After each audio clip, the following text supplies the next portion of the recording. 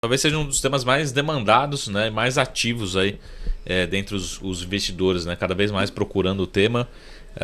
E a gente sabe que é uma indústria, um segmento que tem muito espaço ainda para crescer, né? É isso que a gente vai discutir aqui agora. Quem não gosta, né, dos seus dividendos, né? Só olha só isso, né? Mas é bom você fazer uma carteira com mérito. Nossa, essa foi vai legal, começar a semana, né? Essa foi legal, E vamos apresentar eles. Pessoal da Mérito, tudo bem, Alexandre? Tudo bom? Tudo bom? Muito bom dia. Obrigado aí por estar aqui com a gente. Alexandre, se apresenta um pouquinho pra gente começar esse papo aí, que a gente sabe que é bem quente. É um papo bem quente e muito gostoso de escutar e poder aprender um pouco mais aí sobre os fundos imobiliários, né? Bom, eu sou o Alexandre Despontin, CEO fundador aí da Mérito Investimentos, tá? Fundamos a empresa em meados de 2012. Então hoje a Mérito já tem mais de 10 anos de experiência, né? O fundo nosso já tem quebrou essa barreira, né? Acho que são poucas gestoras ali que vivem mais de 10 anos para poder contar sua história e ter uma história de sucesso, né? Então é mais ou menos essa a história da gente, que se mistura um pouco com a minha carreira também, né? Acho que eu, novo, fundei a Mérito e muita parte da minha carreira foi atuando em fundos de investimento imobiliário, foi atuando em gestoras de recursos, mas acho que o grande projeto e o que deu bastante certo foi a própria Mérito na minha carreira, né? E antes disso, como é que é a história do Ale, assim? Você já era do segmento de... Porque também, assim, de 10 anos para cá, o setor mudou muito, né? Eu me formei em engenharia aeronáutica, ou seja, nada a ver com fundo imobiliário, né? Mercado completamente diferente. Mas já na faculdade tive também quem faz um avião é um fundo imobiliário. Dá pra tocar, né? Pouquinho, pelo menos. Já na faculdade tive uma paixão aí pelo mercado financeiro e quis já começar minha carreira nesse mercado. Então me formei, estagiei primeiro na RB Capital. Boa. Que é uma gestora, uma securitizadora que já atua no mercado imobiliário. Também forte imobiliário, né? Bem forte no mercado imobiliário, com bastante emissão de CRI, bastante gestão de fundos de investimento imobiliário. E também passei um tempo da minha vida na Capital Investimentos. Legal. Que é uma gestora também multimercado bem grande, né? Na época eu montei a parte de risco lá da gestora. Na época a gestora era pequena, a gente tinha cerca de 50 milhões naquela época. Hoje a Capital cresceu demais, né? E depois fui convidado a voltar de novo para a RB Capital, onde atuei lá como gestor dos fundos imobiliários. E em meados de 2012, junto com mais 2 colegas, resolvemos fundar a Mérito, né? Acho que naquele momento lá o mercado imobiliário estava bombando, né? 2012 ali, a taxa de juros estava baixa, estava naquela ainda no primeiro mandato da Dilma, estava bem aquecida a economia, né? Mas até aí você não sabia o que estava por vir, né? A gente não sabia o que ia acontecer, né? E foi aí que a gente montou, né? Então essa foi um pouco da minha carreira. Então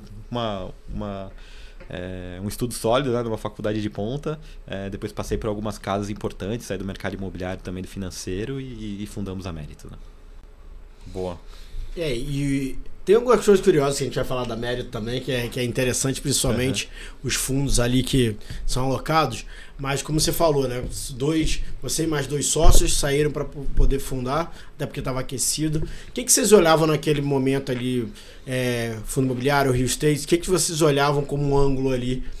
Até Brasil, né? Tudo bem que o Marco falou. A gente não sabia o que iria vir, mas a gente sabe que o Brasil também tem um aval bem grande. Então a gente não entra totalmente despreparado. O que vocês olharam naquele momento para entender que era esse o caminho? Naquele momento existiam, acho que muitas poucas gestoras que atuavam no mercado imobiliário, e acho que gestoras independentes, acho que praticamente não existiam.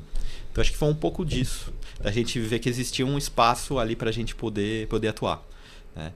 Então a Mérito nasceu independente de qualquer outra instituição financeira, né? E na época a maioria dos fundos de investimento imobiliário eram fundos monoativos. Então era aquele fundo imobiliário que comprava um prédio só, e ele só tinha o prédio, então não tinha uma gestão ativa. Então foi também nessa estratégia que a gente montou a Mérito. Vamos ser uma gestora independente, que vai atuar com fundos de investimento com gestão ativa. Tá? E foi assim que a gente montou o nosso primeiro fundo, o Mérito Desenvolvimento Imobiliário. Né? Ele também foi um produto inovador na época, né? A gente não tinha nenhum produto de desenvolvimento, onde a gente comprava um terreno, construía, depois vendia as unidades e com isso ganhava um ganho de capital, que tinha um prazo perene. A maioria dos fundos era aqueles fundos que tinham um prazo de investimento e desinvestimento e depois o fundo acabava. Né? Então a gente estruturou esse fundo para atuar dessa forma. Né? Então, a cada vez que a gente realizava uma venda, a gente distribui o lucro para os cotistas e o capital é reinvestido em novos projetos. E assim o fundo segue por muito tempo. Né? Então esse foi o primeiro fundo, a gestora também focada com nicho, sendo um diferencial da época. Né? Boa. Até uma provocação assim, não sei se você consegue traduzir isso em números. Na hora que você internaliza, né, vamos dizer assim, não sei se a palavra certa é essa, mas internaliza essa equipe de desenvolvimento, né, um pouco menos gestão de fundo, mais desenvolvimento do ativo mesmo. O quanto que você consegue, por exemplo, traduzir isso em geração de alfa, enfim, de retorno para o cotista? Ou, como você também já foi gestor de risco, você tem mais controle e acaba tendo melhor gestão de risco. Como isso gera ou gerou valor, tende a gerar valor para o cotista, tendo essa equipe, vamos dizer assim, internalizada? Então, em termos de risco, né, o que a gente entende no empreendimento imobiliário? Você vai encontrar aqueles problemas de não conseguir vender, de não aprovar um empreendimento, ou no repasse ali com seus clientes finais. Né? Sim. E para que você minimize esse problema que você vai ter, você precisa agir muito rápido. Né? Pô, identificou que não está vendendo, por que não estou vendendo? É por causa disso? Então vamos corrigir isso e vender. Né? Quando o empreendimento está na sua mão, você está acompanhando dia a dia o que está acontecendo, é muito rápido você achar o que está errado e fazer acontecer. Né? Quando você está num parceiro, o parceiro tem lá 10 projetos. Você é parceiro de um deles. Sim. Então, às vezes, ele não está tão empenhado igual você naquele empreendimento. E às vezes você recebe as informações com 1-2 meses de defasagem. Né? E até você atuar, você já perdeu ali um prazo que isso refletiria em rentabilidade para o seu cotista. Né? Então acho que em termos de gestão de risco ele facilita muito, muito para nós termos esse tipo de estrutura vertical para a gente poder estar atuando no dia a dia. Né? Tá. E nos empreendimentos que a gente tem os parceiros, essa mesma equipe vertical está ali no dia a dia com eles discutindo os empreendimentos. Então, a gente consegue reduzir esse tempo, mesmo com os parceiros, por ter uma equipe vertical. Se você não tem ela, você acaba ficando na mão da equipe do parceiro. Né? E também, quando você faz uma parceria, se você usa a estrutura do incorporador, até tem um outro fundo de desenvolvimento também que atua dessa forma, esse incorporador parceiro seu, ele vai te cobrar que você usar a equipe dele. Né? Então, de certa forma, ele cobra uma taxa em cima da taxa do desenvolvimento do projeto. Então, às vezes custa ali de 3% a 5% do VGV, né? do valor de venda do imóvel. Né? Então, esse custo acaba também drenando um pouco a rentabilidade do seu ativo. Tá. Então, a gente gosta bastante desse nosso modelo de ser um pouco mais vertical, por ter essa agilidade na gestão e, de certa forma, ficar menos custoso para o fundo, todo o desenvolvimento do projeto. Posso fazer só uma última provocação aqui? Eu posso estar errado, mas eu conheço poucos, acho que talvez vocês sejam o único que tem esse modelo verticalizado. Vocês se inspiraram, aí você me corrige se estiver errado, assim, se tem outros gestores fazendo nesse modelo aqui no Brasil. Vocês se inspiraram em alguém ou a experiência que levou realmente a caminhar nesse processo? Né? Porque o que a gente vê é muito o gestor ali fazendo a gestão do fundo, né? Especificamente, e não tão ativo assim no ativo. Né? Não sei se ficou meio bagunçado aqui, mas a ideia é um pouco assim eu conheço pouco e eu quero saber qual foi a inspiração. Ou é a prática, né? Não tão dentro mesmo do projeto, de desenvolver mesmo o ativo, né? Eu acho que um pouco da vivência que a gente teve, né? A gente não se inspirou assim em outra casa, né? Até porque não tem nenhuma outra que executa assim, né? Talvez um pouco pela paixão que nós gestores do fundo temos pelo mercado imobiliário, de estar no dia a dia da obra, né? De estar fazendo acontecer. Eu acho que isso também facilitou a gente querer verticalizar, né? Porque a maioria dos gestores mesmo de fundos imobiliários ficam na Faria Lima, nos seus escritórios, e às vezes acabam nem pisando no pé dos empreendimentos, né? Então Então, tem um pouco das duas coisas, né? Acho que de nós gostarmos mesmo do mercado para atuar verticalmente. E a experiência mostrou para a gente que esses empreendimentos que a gente conseguia tocar, eles apresentavam melhor retorno, melhor performance do que os empreendimentos que eram apenas parceiros, onde a gente não tinha uma equipe nossa. Né? Boa. O Ale, uma pergunta aqui um pouco mais estatística e de gestor, né? De gestão. Uhum. Olhando para o segmento de vocês, me parece assim um segmento bastante descorrelacionado, diferenciado dos demais fundos listados em bolsa, né?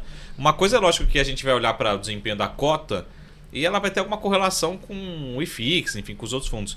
Mas olhando para o seu segmento operacional, ele me parece bastante descorrelacionado, né? Porque você pode, de repente, vender um ativo, você pode, enfim, desenvolver um ativo novo, enfim.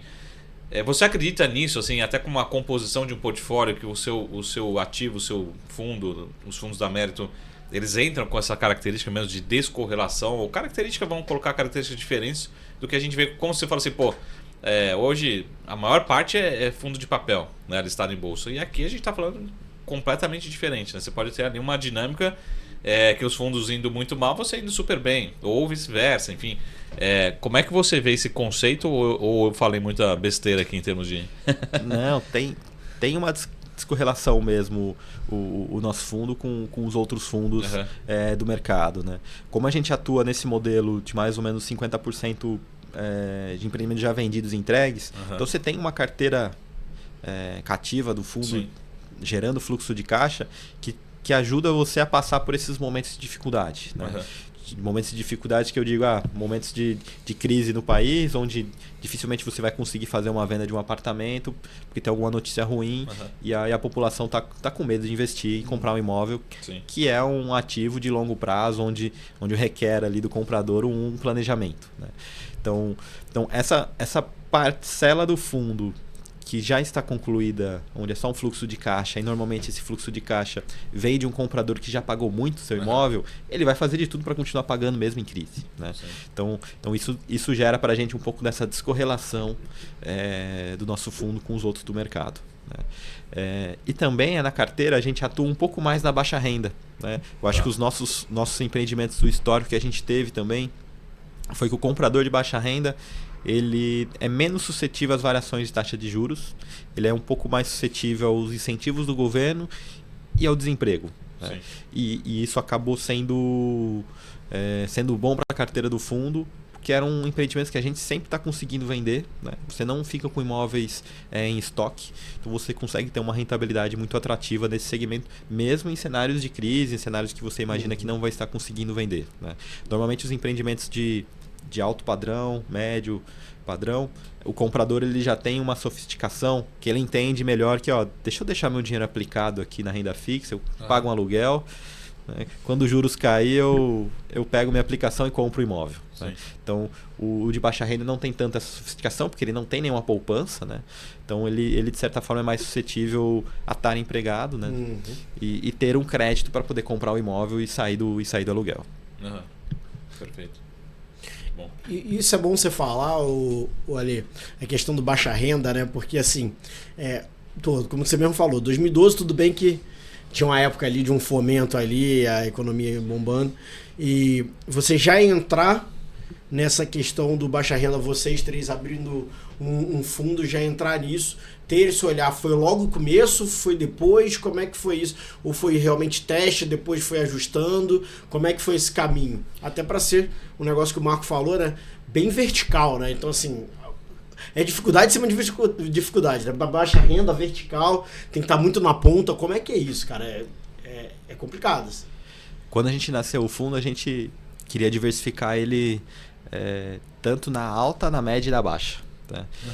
E essa percepção de que mais ou menos uns 50%, 60% deve ficar na baixa veio com o tempo, né? Não foi lá do início que o fundo nasceu. Foi na percepção das crises que o fundo enfrentou ao longo dos anos. Né? A gente viu que, de certa forma, os empreendimentos de médio alto eles dão um retorno maior, mas às vezes te trazem um risco ou te trazem uma preocupação que às vezes o teu cotista ele não precisa disso. Né?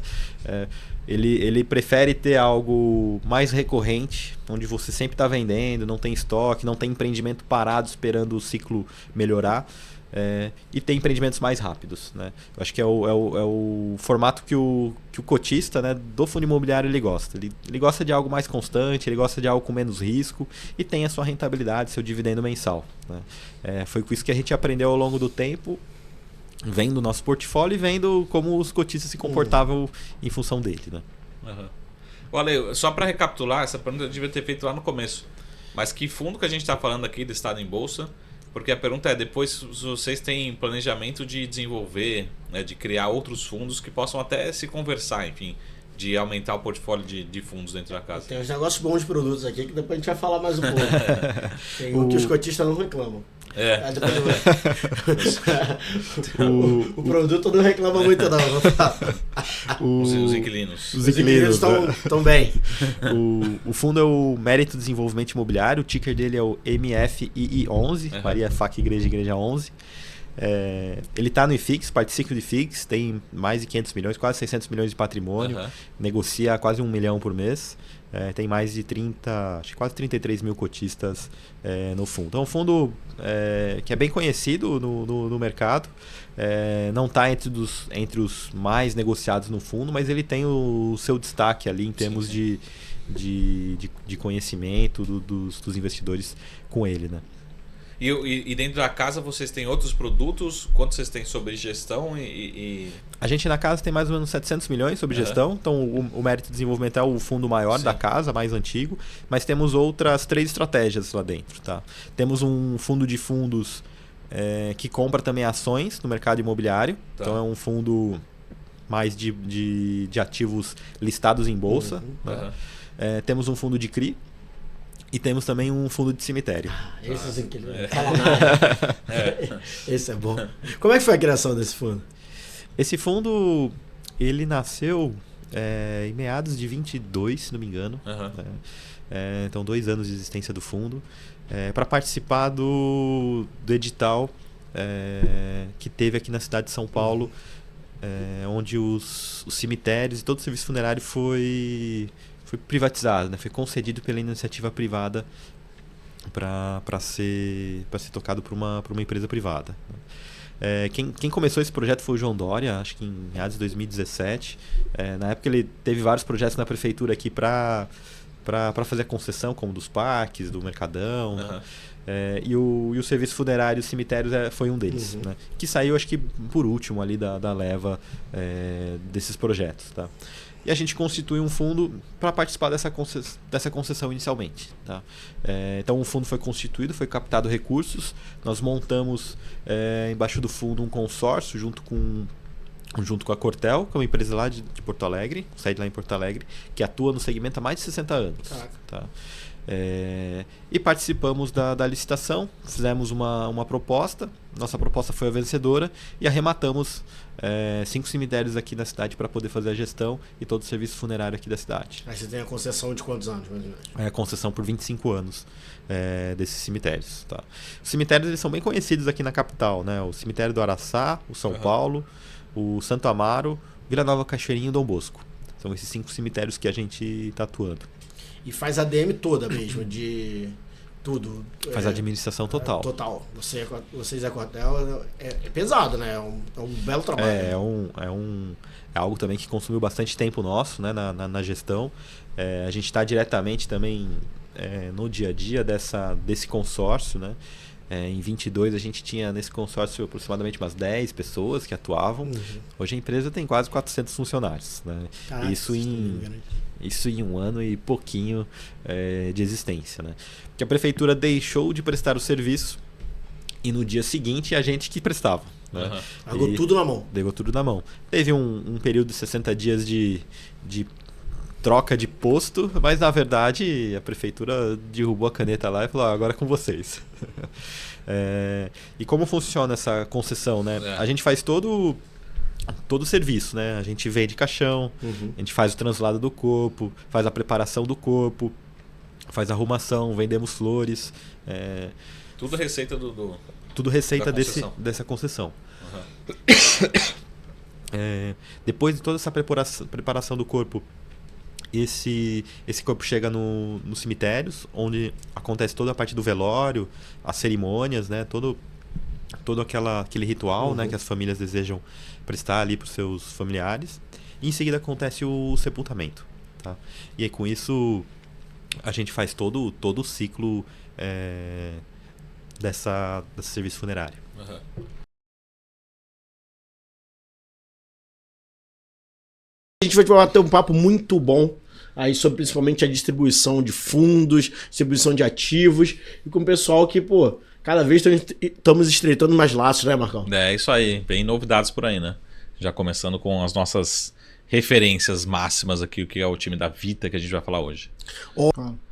Bom, eu sou engenheiro civil, formado pela Poli aqui na USP, me formei em 2004 e durante quase 15 anos da minha carreira eu fiz derivativos de ações para mercados emergentes em bancos de investimento, né? Sempre bancos estrangeiros.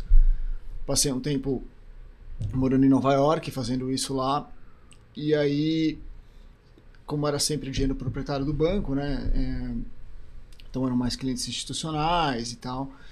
E quando foi 2016, eu saí do meu último banco, que era Goldman Sachs, e decidi cuidar de dinheiro de famílias de uma forma independente, como era feito nos Estados Unidos. E assim nasceu a Vita. Então, o que é a Vita hoje?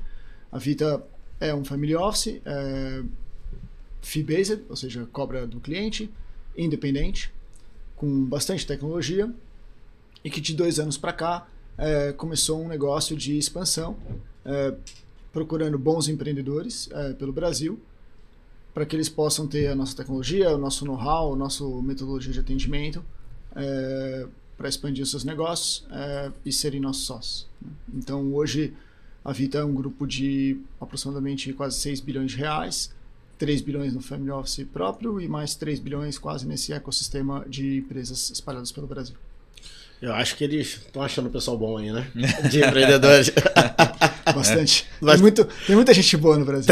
Demora. Muita gente boa. Ricardo, já pegando um pouco dessa experiência, né, que você falou do Fee-Based, e é uma coisa que fica muito em voga, hoje chegando no Brasil, de certa forma, né, vamos colocar assim, uma questão principal, aqui a gente tem muita galera que é assessor, gerente, enfim, dono de escritório, a gente assiste muita gente, né, o cliente paga ou não por isso? O cliente paga por isso, né? Então, hoje você tem no Brasil o modelo de consultoria, que é o modelo mais incipiente, e o modelo de assessoria agente autônomo, que é o modelo hoje mais que prevalece mais, né?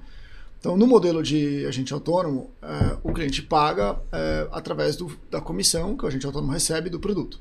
No modelo de consultoria, o cliente paga a consultoria e a consultoria reverte para ele as comissões que porventura iriam ser pagas para a consultoria. Então, o cliente paga nos 2 modelos. Ele paga o profissional que faz o aconselhamento e o outro ele paga o profissional que indica os produtos através da comissão dos produtos. Excelente. E aí entender com você que está já mais inserido nesse mercado, colocar 2 pilares aqui. Primeiro, será que os profissionais eles estão já preparados? Porque assim, você também, a gente tinha lá o gerente de banco que virou assessor, ele teve que também fazer uma série de evolução ali, né? Ser empreendedor, né? Conhecer ferramentas e tal. Então tem um nível ali de educação tal que está acontecendo, continua acontecendo. Mas o profissional, primeiro, a gente tem já profissionais qualificados para isso. E segundo, a gente tem ferramentas, né? Tecnologia já também para isso. Como é que você vê esses 2 pilares para que de fato a gente veja uma evolução nesse mercado? Começando pelo profissional, né? Tem uma mudança, e aí não é nem uma evolução, uma mudança de mindset desse profissional que decide sair do comissão e ir para FII, consultoria, que ele passa a não ser um vendedor de produto, ele passa a ser um aconselhador, um conselheiro de famílias. Né? Então esse é o maior change de mindset que tem nesse momento. Ou seja, não fazer nada numa carteira também é bom para esse business de consultoria. Tem a gente lá na Vita passa às vezes 2, 3 meses sem encostar nos portfólios. A gente está feliz com a alocação e tá tudo certo. Né? Você não precisa gerar uma transação para ser comissionado, para ser remunerado. Então acho que tem essa primeira mudança de mindset que é muito importante. Né? Ou seja, você agora está do lado do cliente, você quer ganhar dinheiro com o cliente. Obviamente o assessor também quer, mas assim, muitas vezes não mexer no portfólio é uma boa decisão. Né? E a parte de tecnologia, assim, o Brasil está muito começando. Né? Em 2018, eu fui para os Estados Unidos para beber um pouco da fonte deles, né, de tecnologia, de sistema, etc. Assim, em 2018, o Brasil já estava tipo uns 15, 20 anos atrás, assim, né? Consolidador, ferramenta para projetar patrimônio, ferramenta para olhar risco, ferramenta para onboardar cliente. Eu lembro que eu estava numa feira de RIAs, né, que é o Financial Advisor americano, e tinha uma empresa especializada em onboarding de cliente. Só, ela pegava o cliente que um family office fechou, onboardava e entregava ele pronto. Por quê? Porque tem um outro americano que fez um estudo que 70% dos churns era no onboarding. O cliente assinava com o advisor, aí nos Estados Unidos tem um paperwork gigantesco, né, de assinar autorizações, etc e tal. E nesse paperwork, 70% dos clientes falavam, quer saber, vou ficar onde eu tô, deixa isso pra lá. Então, existe uma empresa que só faz onboarding de cliente. Né? A gente não está nem perto disso, né? Mas então os Estados Unidos estão 20 anos na nossa frente, 15 anos na nossa frente em tecnologia. Até a própria estrutura, né, do mercado hoje, questão de APIs, questão de... hoje no Brasil você não tem uma padronização de produtos, né? Você tem um CRI que paga cupom semestrais, você tem um CRI que paga cupom anual, você tem um CRI que amortiza em 3 parcelas no final, você tem um CRI que paga um one-off.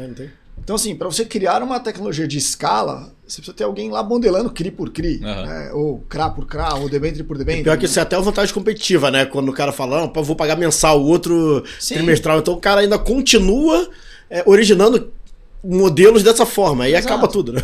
Então, assim, isso às vezes até prejudica um pouco a parte tecnológica do mercado, né? Então, assim, eu acho que a gente ainda tem muito para caminhar na tecnologia.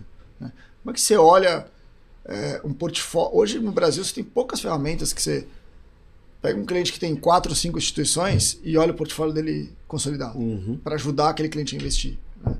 Eu vou fazer uma NTNB para aquele cliente. Beleza, aonde está a melhor taxa? Aqui, aqui, aqui. O cliente tem dinheiro nos 3 lugares.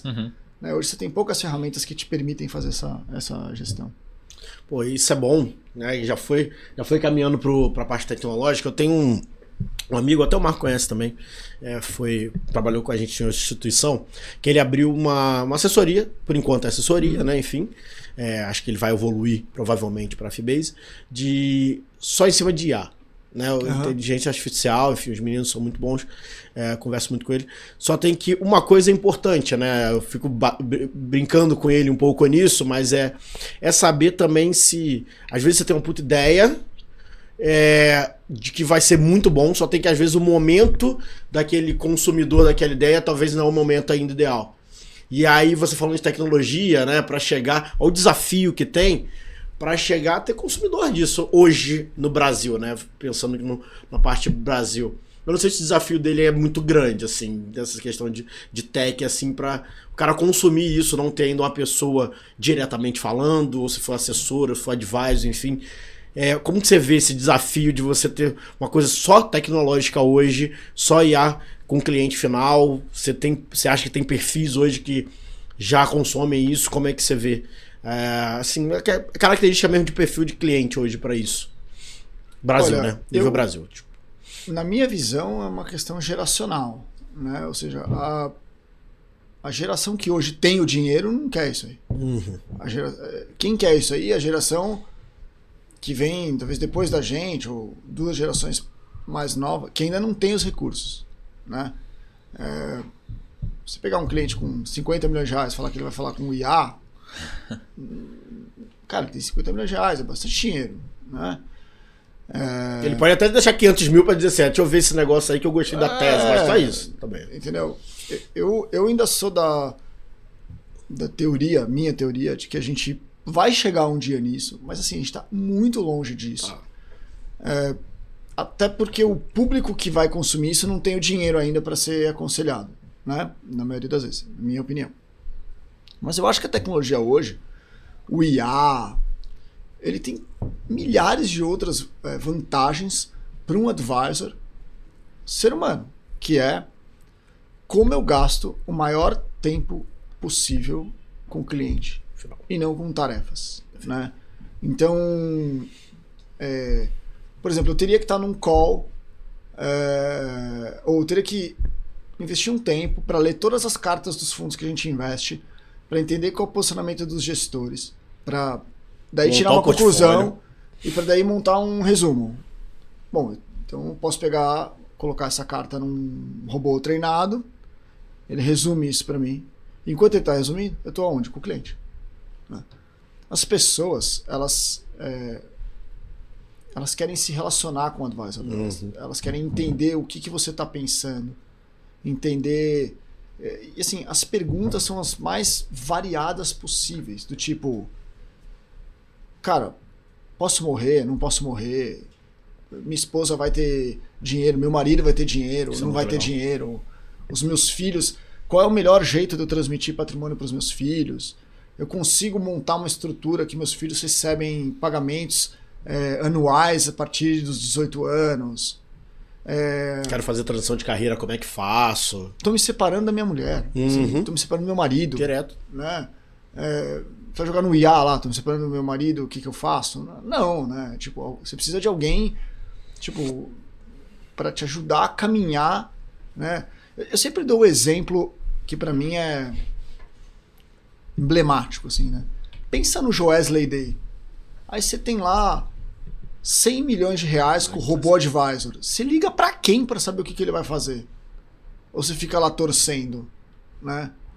Então, assim, o ser humano ele ainda vai ser muito importante nessa jornada. Mas eu acho que a tecnologia ela vai eliminando todos os trabalhos de retaguarda que uma pessoa pode fazer. Então, talvez a gente chegue num momento, e os Estados Unidos é um exemplo muito bom disso, né? Você tem práticas de consultoria de family offices que só tem os caras de front office, não tem o cara de back office. Perfeito. At all, entendeu? Tipo, você já tem lá seu sistema conectado, você já tem, né? E aí, o que é bom para o cliente? Porque eventualmente você vai conseguir cobrar menos do cliente, porque você não tem que manter lá 76 mil pessoas de back office para atender 10 mil famílias, entendeu? Tipo, você vai ter lá 2 pessoas de back office para atender 1000 famílias, né? Então, isso no final reverte para o cliente, menos FII e você continua ganhando o mesmo dinheiro, né? Boa. Bom, hein?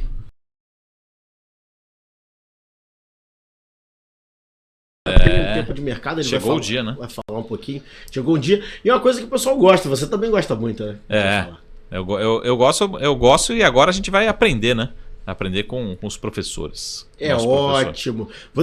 Meu nome é Marco Prado e apresento o programa do Pré-Market, né? Tive essa oportunidade de começar na época do YouTube, por indas e vindas, acabou, né, por motivos pessoais, e parava um pouco, voltava, mas continuo apresentando. Mas eu estou no mercado financeiro já há bastante tempo. E o legal do Pré-Market da manhã é que assim, ele é um programa que é voltado para o cara que opera mercado mesmo. Porque eu dou um escopo daquela estrutura matinal para quem vai começar o dia, dando uma tradução dos ativos, das commodities, das variações de ETFs, preparando o cara para o mercado, aquela informação para o dia. Então não é aquela coisa genérica, né, que você fala apenas resultado de balanço, porque muita gente não entende, né? Então eu tento traduzir de uma forma simples o que o cara vai fazer ao longo do dia, ou aquelas oportunidades ao longo do dia do mercado, ou não, né? Porque nunca se crava nada, né?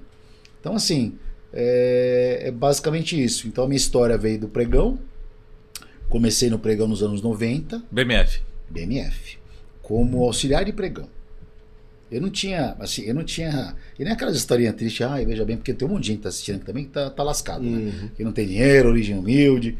Mas eu não tinha qualificação para nada. Eu era feirante, metalúrgico, cara office boy, e não estudei, não tive oportunidade. E o pregão caiu como uma luva, né? Porque eu entrei em 92 como auxiliar, aí comecei a fazer boletinha, aí de boleta você demorava alguns anos para virar operador. Você não virava, você demorava uns anos, né? Até para você pegar prática, entender e ter um abençoado que desse oportunidade para você. Porque era diferente preencher boleto e narrar o mercado, fechar a negociação como um operador. Mas eu dei sorte, cara, porque eu fui muito dedicado, fui bem. Em 10 meses, menos de um ano, eu havia virado operador. Aí caí na mão de dos clientes ali para operar no pregão, dei conta do recado, aí começou, cara. E no pregão, assim, era muito comum você mudar de casa. Se olhar minha carteira de trabalho, o último registro foi em 98, eu acho que eu, de funcionário. Uhum. Até engraçado que eu tava vendo esses tempos atrás. Mas se você olhar, tem assim, 10 corretoras diferentes que eu passava. Isso não era ruim, porque era aquela história. Você tava numa corretora, aí o cara falava, pô, você opera bem, quanto você ganha? Na época, o salário base, R$1.000, né? 94. Uhum. Né? Puta, vem ganhar 1.200 aqui? Você ia. Aí vinha, você operava bem, botou, você não quer ganhar 1.500? Você acabava migrando de corretora. É claro que dentre essas negociações, você tinha um a mais, né? O cara, ó, aqui você vai ter isso, você vai ter aquilo, tal. Te dava algumas bonificações que valia a pena para você mudar. E também, às vezes, quando você era fixo de um cliente, o cliente ia mudar de corretora. Você ia junto. E te levava junto. Entendi. Porque você era o operador dele. Uhum. Aí ele só falava pro cara da mesa, falou o seguinte, eu tô indo para ir operar, só que você vai levar o fulano, porque ele é meu operador. Então o cara ia por conta do cliente também, entendeu? E fiquei até o final do pregão, 2009, onde teve o encerramento, mas eu havia saído em 2008 já um ano antes, operando de mesa. Cara, até hoje eu atuo no mercado, opero no mercado constantemente, aí, de várias formas. Fala o nome de umas corretoras aí, meu. Tem algumas que nem existem mais, né? Cara, eu trabalhei, comecei trabalhando na Mesa Corretora, que não tem mais. Mesa Corretora não tem mais. Depois eu fui para Magliano, corretora 001. Essa... Raimundo Magliano, corretora tradicional do mercado. Depois eu fui para Next, que era uma ponta do Banco Garantia. Na época, Garantia operava absurdo. Depois eu fui para Quality, que não existe mais. Cruzeiro do Sul, que não existe mais. Depois eu voltei para Magliano. Uhum. Aí fui para Dimarco, uma corretora carioca. E fiquei na Dimarco. Mas é uma ponta que eu operava o Pactual. Uhum. Então, depois que eu comecei a operar Pactual, aí ficou Cruzeiro do Sul, ele alternava. E eu ia nessas corretoras, operando com a mesa do Pactual, especificamente com o dono do banco. Na época ele era o cara que mandava na mesa, e eu fui ponta dele durante bastante tempo, alguns anos, 4, 5 anos, e depois decidi seguir carreira solo. Aí para você operar por conta própria no pregão, a única opção que você tinha que comprar um título da bolsa, que chamava Scalper.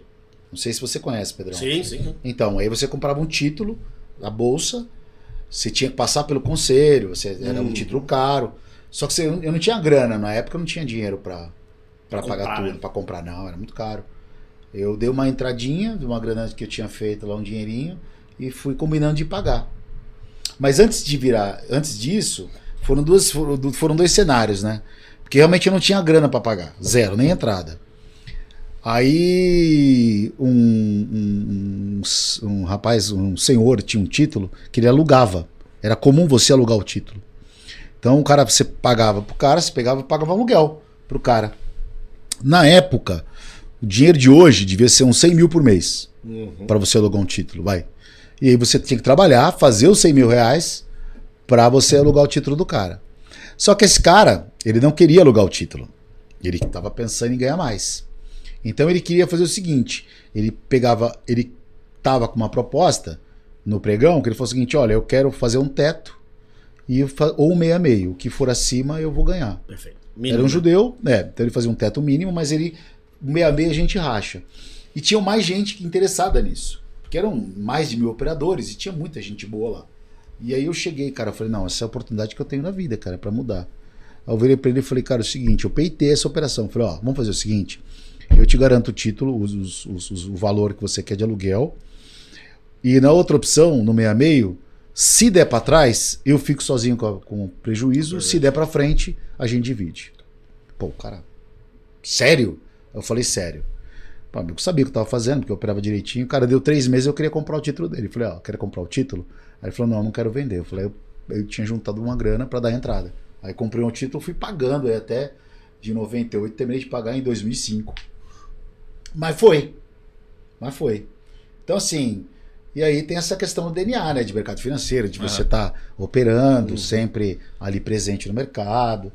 Isso é minha vida, cara. E eu vivo em função disso. E a BMC caiu como uma luva também, porque eu gosto, né? Eu faço esse pré-market de manhã, eu sempre fiz a vida inteira. Então é a minha rotina. Minha rotina é acordar cedíssimo e acompanhar o mercado lá fora, ler notícia. Então, transmitir isso para o próximo é muito bacana. E quando você fala operar, traduz aqui pra gente, o que você operava? Operar é comprar e vender, né? Mas você operava, assim, algum... algum ativo específico? Sim. É que, ó, você não podia... Tinha, na Bovespa, tinha BMF Bovespa. Na Bovespa era mercado de ação. Sim. Então você tinha as ações das empresas. No mercado de BMF futuros, você operava dólar futuro, índice futuro, DI futuro, que é os juros, né? Você operava café, você operava boi, no mercado agrícola. E o que aconteceu na Bolsa foi o seguinte, ela surgiu com essa ideia, né, de ganhar esse espaço, e principalmente no mercado de spot, que era o ouro, que tinha negociação na Bolsa lá fora em Nova York, que era como o Banco Central monitorava o dinheiro da época, o cruzeiro, o cruzado. Não era o dólar que o Banco Central balizava hoje igual o dólar, paridade, né? Com o real. Ele tinha o spot. E eles criaram um mercado agrícola de café futuro, que era tradicional, né? Mercado futuro de agrícola, café, soja, milho. E o pessoal vinha fazer hedge. Os grandes aí do agronegócio faziam hedges, né? E aí criou o mercado do dólar futuro. Por que criaram o dólar futuro? Porque foi o seguinte, o cara tinha que fazer, sei lá, uma Volkswagen na época, vamos falar que naquela época a indústria de automobilística aqui no Brasil era muito forte. Então a Volkswagen tinha que fazer um pagamento para o Brasil, para todos os funcionários.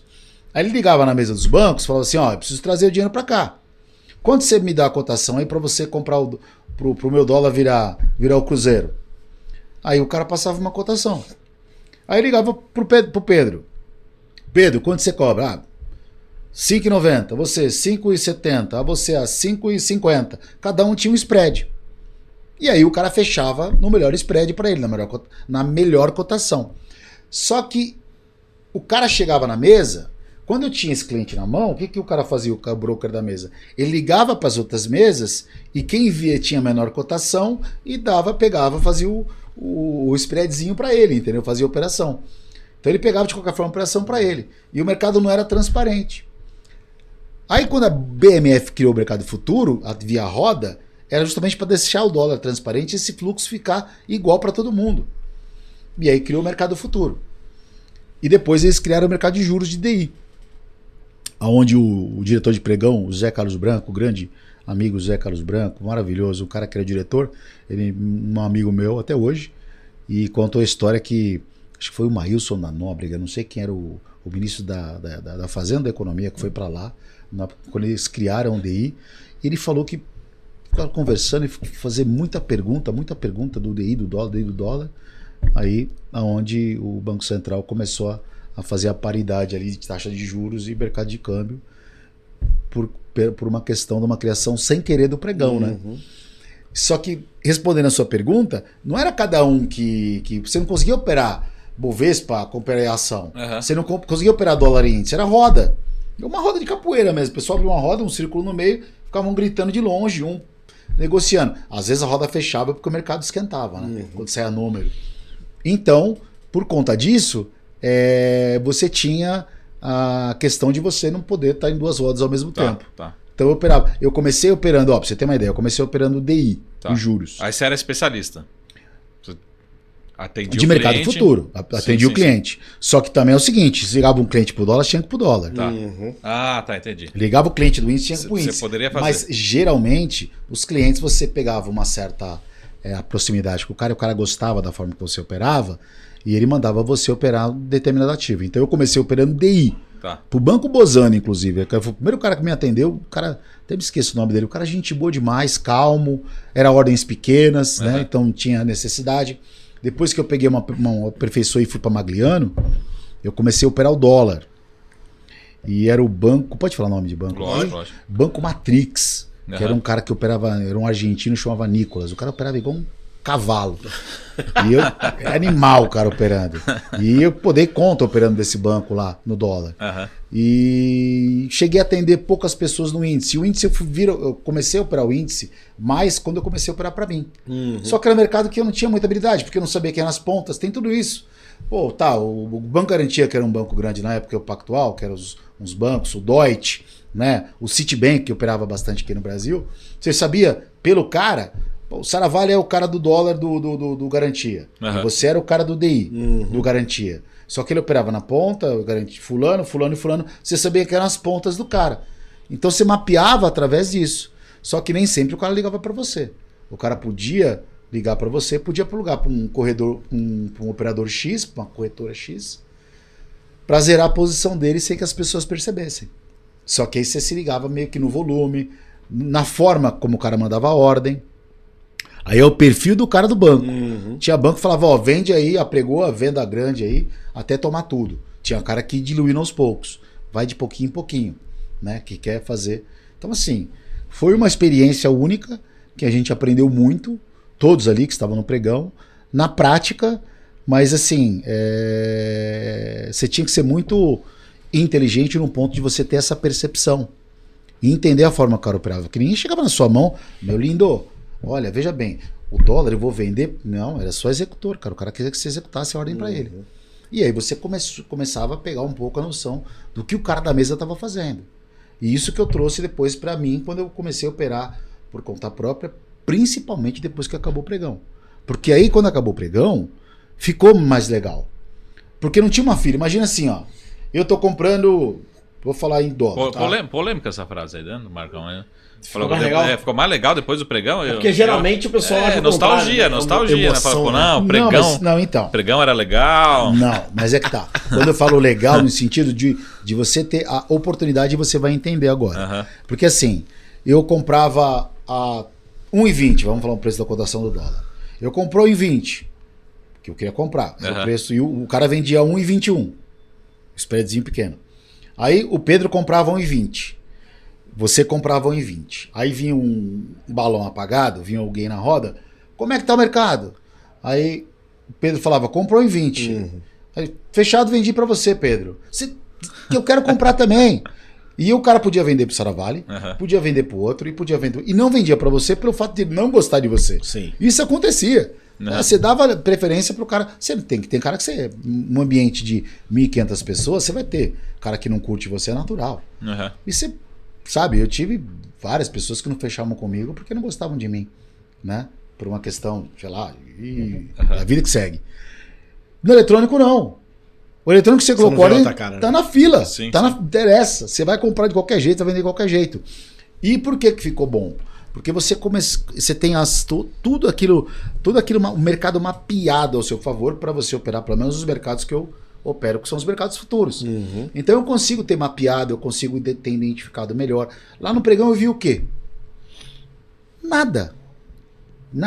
A gente tinha um feeling, né? Tinha um peito.